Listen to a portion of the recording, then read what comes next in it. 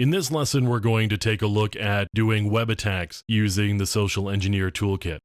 I'm in the Social Engineer Toolkit right now, and we're going to do a social engineering attack, and we're going to use a website attack vector. In this case, let's do a Java applet attack method. We're going to use the site cloner, so I could use a web template, a site cloner, or a custom import. In this case, I'm going to do a site cloner. I am not using NAT or port forwarding. I'm just going to grab a page off my local network. So that's the IP address, and this is the URL to clone.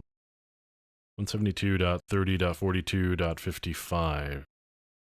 So now we've injected here and want to know what payload that we want to use.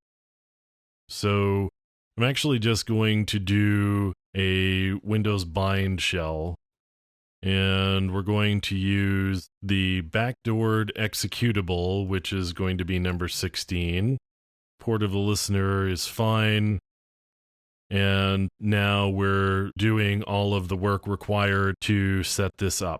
It's asking me if I want to stop Apache, which may be listening on port 80. So we're going to stop Apache, and we're going to set the listener up in that way. Now I should be able to go to my local system here, which is where I've actually got this hosted. And I should be able to go to 172.30.42.85. And you can see we've got this page that was actually generated from the clone of the site that I had pointed to. So let's take a look at the source code here and just see where we are and what actually is on here. At the top, you'll see there's a reference to a Java applet. And we can scroll over. The value here is this. And that's the corrupted Java applet that we're trying to use to infect somebody's system with. And you can see in my case, I don't actually have the plugin that would allow that Java applet to run, so I'm getting flagged with an install missing plugin error. So you can see that the site clone worked.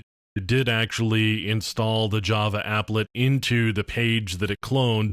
And now I could send this URL off to somebody, and they could come visit the site, get infected, and then I would have access to their machine using that infected Java applet. That's how we could use the Social Engineer Toolkit in order to do some web attacks and create infected websites that we could send to intended victims and hope that we could gain access to their system in that way.